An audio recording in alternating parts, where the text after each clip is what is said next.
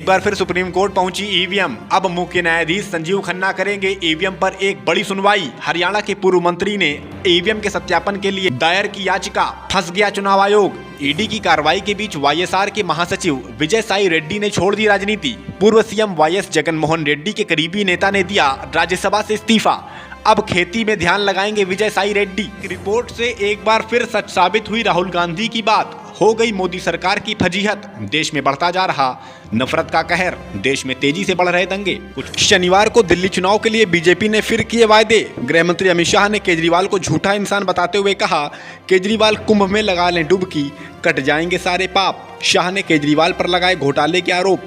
केजरीवाल ने शाह पर किया पलटवार। केजरीवाल बोले, शाह ने मुझे गालियां दी, क्या गालियों से होगा दिल्ली का विकास। राष्ट्रीय मतदाता दिवस पर महाराष्ट्र कांग्रेस के नेता चुनाव आयोग पर जमकर बरसे। कांग्रेस नेता पृथ्वीराज चव्हाण बोले, मजाक बनकर रह गई है चुनाव आयोग की स्याही। महाराष्ट्र में जनसंख्या से ज्यादा कैसे हैं वोटर्स। ईवीएम के खिलाफ हम कोर्ट जाएंगे, जनता के बीच जाएंगे और सवाल उठाएंगे।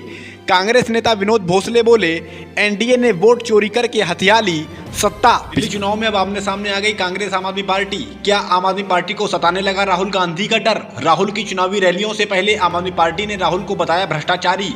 कांग्रेस ने केजरीवाल पर किया जबरदस्त पलटवार। कांग्रेस बोली, जो खुद भ्रष्टाचार के मामले में खा चुके हैं जेल की हवा, वे अब राहुल को बता रहे भ्रष्टाचारी। जनता को धोखा देने वाले केजरीवाल के झांसे में अब नहीं आएगी दिल्ली। एक राजनीतिक दल एक बड़ी रैली करेगा और उसमें उस राजनीतिक दल को राजनीतिक भाषण ही नहीं देना है।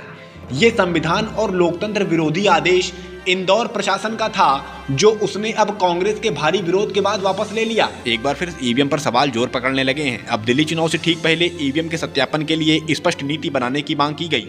ये मांग हरियाणा के पूर्व मंत्री और 5 बार के विधायक रहे करण सिंह दलाल ने की। इस याचिका पर मुख्य न्यायाधीश संजीव खन्ना की पीठ सुनवाई करेगी।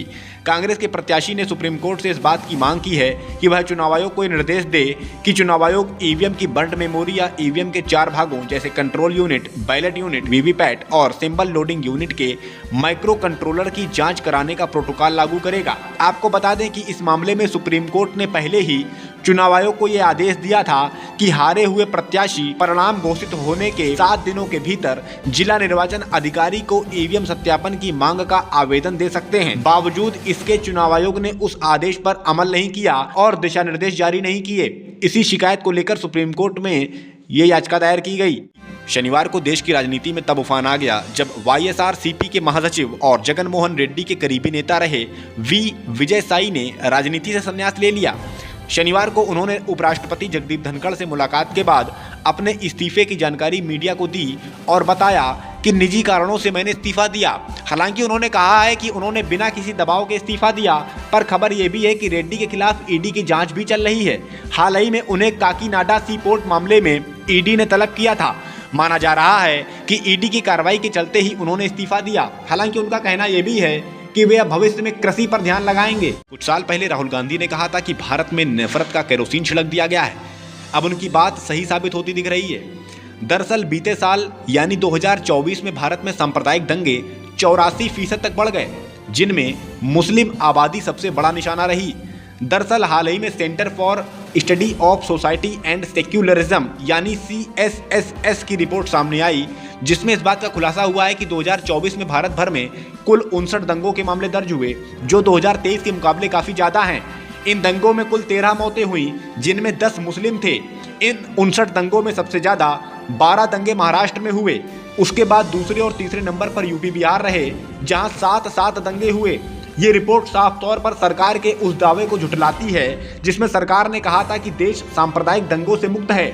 रिपोर्ट में यह भी बताया गया कि ये दंगे बड़े स्तर पर धार्मिक त्योहारों और जुलूसों के दौरान हुए। रिपोर्ट के अनुसार विवादित पूजा स्थलों के मुद्दे पर 6 दंगे हुए। एक विशेष बात यह भी है कि इन 59 दंगों में 49 दंगे बीजेपी शासित या एनडीए शासित राज्यों में हुए। एक चिंताजनक बात यह भी है कि ग्रामीण इलाकों में भी सांप्रदायिक दंगों में तेजी देखी गई, जबकि 10 साल पहले ज्यादातर दंगों के मामले शहरी इलाकों में होते थे। बीजेपी कर चुकी है सरेंडर। शनिवार को गृह मंत्री अमित शाह ने बीजेपी के संकल्प पत्र का तीसरा हिस्सा जारी किया। बीजेपी ने मजदूरों को 3 लाख तक का लोन, जीवन बीमा, दुर्घटना बीमा का वायदा किया। युवाओं से 50,000 सरकारी नौकरियों के साथ ही 20 लाख रोजगार के अवसर पैदा करने का भी वायदा किया। बीजेपी ने यमुना नदी की सफाई के साथ ही मीडिया कर्मी और वकीलों के लिए भी 10 लाख तक का जीवन बीमा, स्वास्थ्य बीमा और दुर्घटना बीमा कराने का भी वायदा किया। घोषणा जारी करते हुए शाह ने केजरीवाल पर जमकर हमले बोले। उन्होंने कहा कि मैंने केजरीवाल जैसा झूठा इंसान नहीं देखा। उन्होंने आप सरकार पर घोटाले करने का आरोप लगाते हुए कहा कि केजरीवाल ने दिल्ली में स्कूलों और मंदिरों गुरुद्वारों को भी नहीं बख्शा, सबके ठेके दे दिए, हजारों करोड़ रुपए का घोटाला किया। केजरीवाल ने हर चुनाव में झूठे वायदे किए, भाजपा कोरे वायदे नहीं करती। वहीं केजरीवाल ने शाह पर पलटवार करते हुए कहा कि बीजेपी सरेंडर कर चुकी है, बीजेपी का चुनाव खत्म हो गया। क्या केजरीवाल को गालियां देने से दिल्ली का विकास होगा? पिछले साल महाराष्ट्र में हुए विधानसभा चुनाव के नतीजे अभी भी गले नहीं उतर रहे हैं। अब 25 जनवरी यानी मतदाता दिवस पर महाराष्ट्र कांग्रेस के वरिष्ठ नेता पृथ्वीराज चव्हाण ने एक बार फिर चुनाव आयोग पर जोरदार निशाना साधा। चव्हाण ने एक प्रेस कॉन्फ्रेंस में कहा कि हम लोकतंत्र को बचाने के लिए चुनाव आयोग से अपनी लड़ाई जारी रखेंगे। ईवीएम को लेकर अभी भी संशय है, इसकी पारदर्शिता पर सवाल है। हम कोर्ट में जाएंगे, जनता के बीच जाएंगे और ईवीएम पर सवाल उठाएंगे। उन्होंने ये भी कहा कि राष्ट्रीय मतदाता दिवस के मद्देनजर जब चुनाव भयमुक्त और निष्पक्ष माहौल में कराया जाना चाहिए, तब चुनाव आयोग जिस तरह से चुनाव करा रहा है, उससे आयोग की विश्वसनीयता पर ही सवाल या निशान लग गया है। दिल्ली विधानसभा चुनाव के मतदान के पहले अब आम आदमी पार्टी ने सोशल मीडिया पर एक पोस्टर जारी किया, जिसमें उसने बीजेपी के कई नेताओं के साथ ही कांग्रेस के वरिष्ठ नेता राहुल गांधी को भी भ्रष्टाचारी बताते हुए केजरीवाल को ईमानदार बता दिया। इस पर कांग्रेस ने आम आदमी पार्टी पर जोरदार पलटवार किया। दिल्ली कांग्रेस के अध्यक्ष देवेंद्र यादव ने सोशल मीडिया पर लिखा कि केजरीवाल पुरानी राजनीति कर रहे हैं, जो वे 11 साल पहले करते थे, जब वे शीला दीक्षित और उनके मंत्रियों को भ्रष्टाचारी बताते थे, जबकि केजरीवाल और उनका पूरा मंत्रिमंडल जेल की हवा खा चुका है। उन्होंने आगे लिखा कि आम आदमी पार्टी और भाजपा में कोई फर्क नहीं है। केजरीवाल को देश की जनता बखूबी पहचान चुकी है, वे धोखा दे रहे हैं, जिससे अब इंदौर प्रशासन की चारों तरफ किरकिरी हो रही है। दरअसल 27 जनवरी को कांग्रेस बाबा साहेब भीमराव अंबेडकर की जन्मस्थली महू में एक बड़ी रैली करने जा रही है, लेकिन इंदौर प्रशासन ने इस रैली को इस शर्त पर अनुमति दी थी कि कांग्रेस के नेता राजनीतिक भाषण नहीं देंगे। इस आदेश पर कांग्रेस जमकर हमलावर हो गई थी। कांग्रेस नेता के मिश्रा ने सोशल मीडिया पर लिखा था कि नेता क्या भाषण देंगे, यह क्या इंदौर प्रशासन तय करेगा? सरकार ने यह सिद्ध कर दिया है कि बाबा साहेब के संविधान के जरिए दी गई अभिव्यक्ति के अधिकार को वह छीनना चाहती है। जिसे रोकना है, रोक ले। कांग्रेस नेता ने इस आदेश को चमचागिरी की प्रशासनिक इंतहा बताया था। कांग्रेस के विरोध के बाद इंदौर प्रशासन ने अपने इस आदेश को वापस लेते हुए नया आदेश जारी कर दिया, जिसमें प्रशासन ने राजनीतिक भाषण पर रोक की शर्त हटा ली। इसके बाद कांग्रेस नेता के मिश्रा ने फिर ट्वीट करके स्थानीय प्रशासन को नसीहत भी दे डाली। उन्होंने लिखा कि हमारे विरोध के बाद अब अनुमति सुधार कर एसडीएम ने अपने संविधान विरोधी चेहरे को स्वीकार किया। एसडीएम साहब, नौकरी लंबी करना है, किसी भी विचारधारा के इशारे पर डांस मत कीजिए। देश का संविधान जरूरी है, अपनी प्रतिबद्धता उसके प्रति दिखाइए। शुक्रवार शाम हरियाणा में बसपा के प्रदेश सचिव हरविलास समेत बसपा के कुछ और कार्यकर्ताओं पर फायरिंग हुई, जिसमें हरविलास ने मौके पर ही दम तोड़ दिया। प्रदेश सचिव हरविलास पार्टी कार्यकर्ताओं के साथ अंबाला से लौट रहे थे। पुलिस हमलावरों की तलाश कर रही है, तो वहीं दूसरी ओर बसपा के हरियाणा प्रदेश अध्यक्ष धर्मपाल तिगरा ने कहा कि राज्य में कानून व्यवस्था की कोई चीज ही नहीं है। प्रदेश में गोली चलाना आम बात हो गई। असामाजिक तत्वों के अंदर अब पुलिस और कानून का कोई डर नहीं रह गया। वहीं मायावती के भतीजे आकाश आनंद ने सोशल मीडिया पर लिखा कि मैंने अपना युवा साथी खो दिया।